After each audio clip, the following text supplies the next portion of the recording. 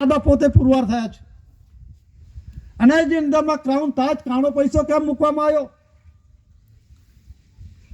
આ ભગવાન ભગવાન ભગવાન બધા જ કહે છે. ભગવાન એટલે શું અર્થઘટન પણ સમજતા નથી. ભગ એટલે સિદ્રા કાણું થાય છે. સંધિ છૂટી કરો ભગ વત્તા અવાન. ભગ એટલે સિદ્રા કાણું થાય છે. અવાન એટલે આવું. બધા જ આમાંથી આવેલા છે. આ રૂલિંગ વ્યવહારમાં આવેલા છે. સાધુ સંતો જપી તપી જે કંઈ બધા સરકારો બધા ગોળ બનાવે છે બધા આ જ રૂલિંગમાં આવેલા છે. એ રૂલિંગ વ્યવહારનો ઓનર એસી કોર કેસીસી દાદા છે અને વિશ્વે ઠરાવ કરી જાહેર કર્યો છે. દેશની અંદરમાં ડિક્લેરેશન કર્યું છે.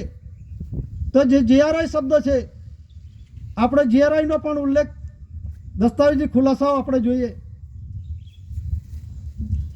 જે અંગ્રેજ સમયના શાસનની અંદરમાં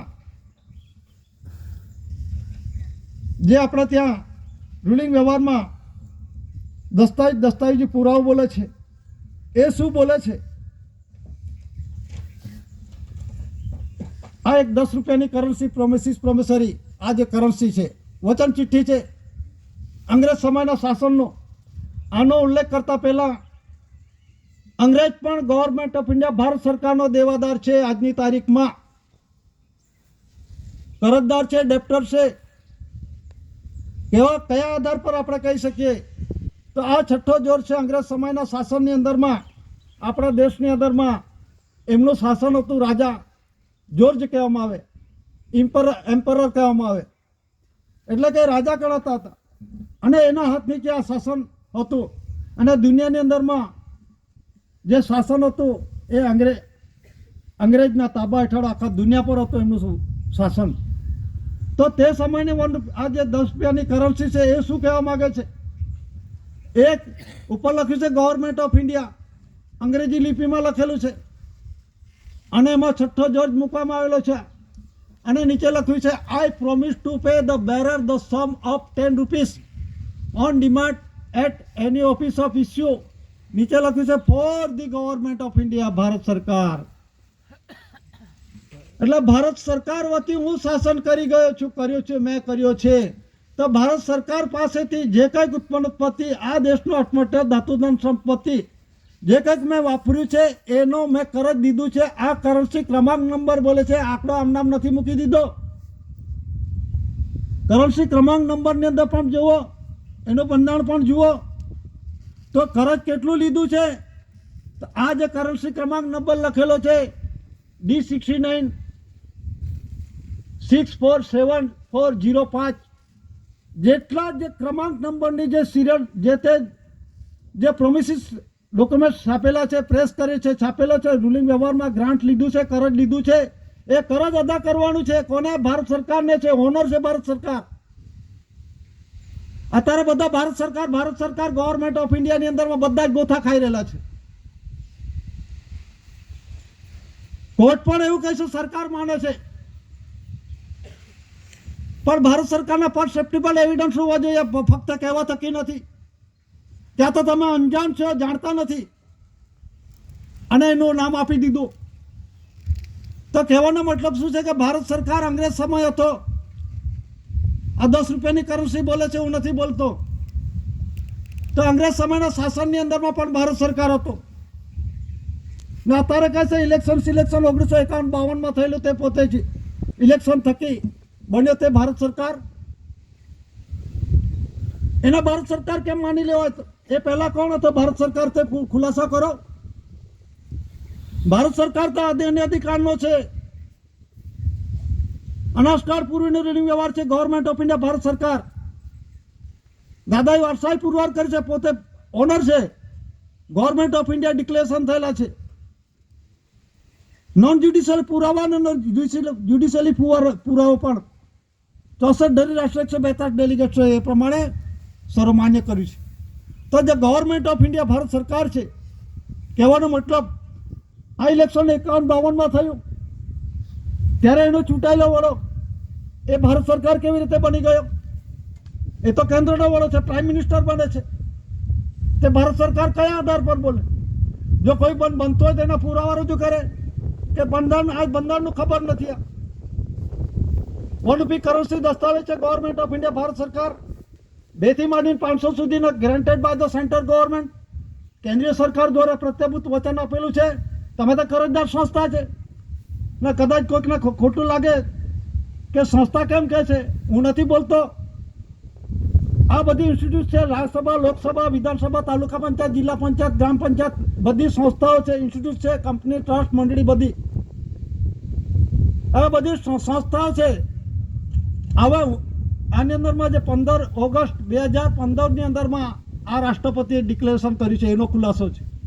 હું નથી બોલતો, એના આધારે મેં કહું છું કે લોકસભા એ સંસ્થા છે, રાજ્યસભા સંસ્થા છે, એ સરકાર નથી. સંસ્થાનો વડો પ્રાઇમ મિનિસ્ટર થાય છે, એ ગવર્મેન્ટ ઓફ ઇન્ડિયા ના થઈ શકે. તો આમાં જે લખવામાં આવ્યું છે, સંસદ રાજકીય અખાડો બની ચૂકી છે. રાષ્ટ્રપતિ બોલે છે. સંસદ કેવું છે, મારામારી કરવા માટેનો, મલ્લયુદ્ધ કરવા માટેનો અખાડો બની ગયો છે એમ કહેવા માંગે છે. ચાલે છે કે ના? અત્યારે હું વાંચો, તું વાંચો, બધું ચાલે છે. પણ એમાં નીચે લખેલું છે, નવી દિલ્હી રાષ્ટ્રપતિ પ્રણવ મુખર્જી 69માં સ્વતંત્ર દિવસની પૂર્વ સંધ્યાએ રાષ્ટ્રજોગ સંદેશ આપી 100 દેશવાસીઓને શુભેચ્છા પાઠવી હતી. તેમણે જણાવ્યું કે લોકતંત્રની આપણી સંસ્થાઓ દબાણમાં છે. ચલો હવે સાચું કોણ? કદાચ કોકને ખોટું લાગતું હોય તો તારીખ જોઈ લેજો. 15મી ઓગસ્ટ 2015 એટલે 2014ની અંદરમાં 15મી ઓગસ્ટના આગલે દિવસે સાંજે રાષ્ટ્રજોગ પ્રવચન રાષ્ટ્રપતિ કરે છે. એનું આ ડિક્લેરેશન કરવામાં આવ્યું છે. આ પેપરની અંદરમાં જાહેર થયેલું છે 15મી ઓગસ્ટ 2015ના રોજ. એ શું કહે છે? લોકસભા સંસ્થા કહે છે. સંસ્થાનો વડે સરકાર કેવી રીતે બની ગયો? ને ભારત સરકાર તો આદિ અને અધિકાર છે, દસ્તાવેજ બોલે છે, હું નથી બોલતો. અંગ્રેજ હતો. અંગ્રેજ ક્યારે શાસન કર્યું આ દેશમાં? 1600થી 1947 સુધી. આજે 347 વર્ષ શાસન કર્યું.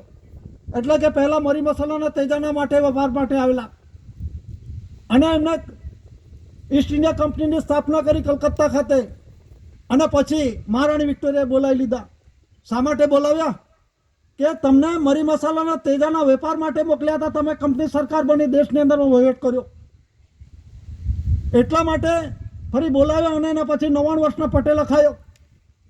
ઘણા મગજની અંદરમાં છે, પટેલ કોણ લખ્યો, કોણે લખાયો, કોણે લખી આપ્યો? તમે માની પેટની અંદરમાં નીકળે તેનું બંધારણ તો ખુલાસો ખબર નથી તમને. પટ્ટાની વાતો કરો છો. તમને ખબર છે મુદત વિધિ મુદત બારનું જે દીકરો કે દીકરીનું બંધારણ આવે છે, મુદત વિધિ મુદત બાર કોઈ કાર્ય કોઈ રોકી શકશે ખરો? કે એ પટ્ટા બધાને લાગેલા છે. મને કે તમને બધાને જ પટ્ટા લાગેલા છે. અને તમારા 99 વર્ષના પટ્ટા લાગેલા છે. કોના? આ કોડવાળાને, COD. તો એના પુરાવા નથી. આપણે તો સત્યમેવ જયતેનો રૂલિંગ વ્યવહાર છે, સોનો છે, સાચો છે, સત્યનો રૂલિંગ વ્યવહાર છે. તો આપણે બાપને હિસાબ આપવાનો છે. પણ જે આજે પટ્ટા લાગેલા છે, અંગ્રેજને પણ 1848થી 1947 99 વર્ષના પટ્ટા લાગેલા. એ 15મી ઓગસ્ટ 1947ના રાતે 12 વાગે પોતે લઈને નીકળી ગયેલો પોતાનું. અંગ્રેજ પણ ભારત સરકારના દેવાદાર છે. ના અત્યારે સેન્ટ્રલ ગવર્મેન્ટ 205 લાખ કરોડ રૂપિયા દેવો કરજ બોલે છે અત્યારે. એ તો એમનો હિસાબની અંદરમાં પણ વેકરા પર 35 મિનિટ કરજ છે, બાપપદનું કરજ છે એમનો. એ બાપનો હિસાબ આપવાનો છે. અત્યારે છોકરું જન્મે 1.5 લાખ રૂપિયા તો દેવામાં જન્મે છે. એ છોકરું દેવો કરવા ગયેલા? ખ્યાલ હોવો જોઈએ. ભારત સરકાર દેવાદાર છે. કયા ભારત સરકાર આ ભિખારી છે? આ ધરતી માતા છે. આપણે ટૂપલો ભરી નાખો તો ગાડું ભરીને આવે છે. અઢળક ધન સંપત્તિ છે, પ્રોપર્ટી છે. આ ભીખ માગવાની કઈ વારી આવી? કોને ભીખ માગ્યો? ઇન્ટરનેશનલ ટ્રેડની અંદર એક દેશો વચ્ચે બીજા દેશો વચ્ચે લેવા ગયો. પહેલો જાણે કે એ સરકાર છે, પહેલો જાણે એ સરકાર છે. આપનારો લેનારો જાણતા જ નથી. એ કોણ છે? એ બ્રિટન સિટીઝનશીપ છે, રિલીફ રેફ્યુજી ગ્રાન્ટેડ બેરર છે, કરજદાર છે પોતે. અને હું નથી તો પુરવાર કરો.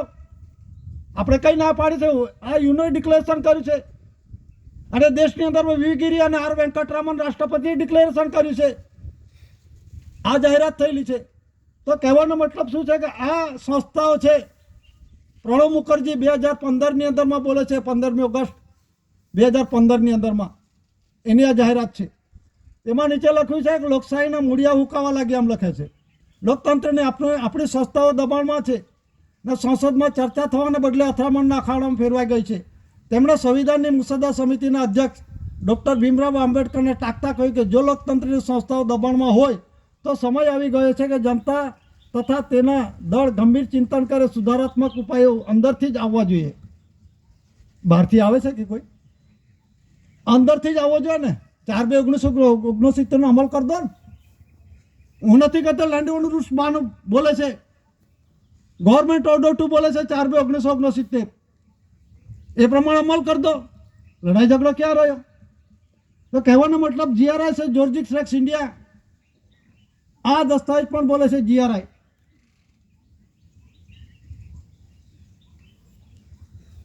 આ જે જનરલ સ્ટેમ્પેજ દસ્તાવેજ છે, આ દસ્તાવેજ અંગ્રેજ સમયના આપણા દેશની અંદર રૂલિંગ વ્યવહારમાં ચાલુ હતો.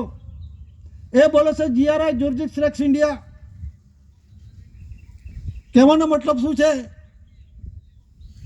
કે જીઆરઆઈ છે એટલે જ્યોર્જિક્સ રેક્સ ઇન્ડિયા. જ્યોર્જિક્સ એટલે રાજાનો રાજા, શહેનશાહનો શહેનશાહ, દેવાદી દેવ.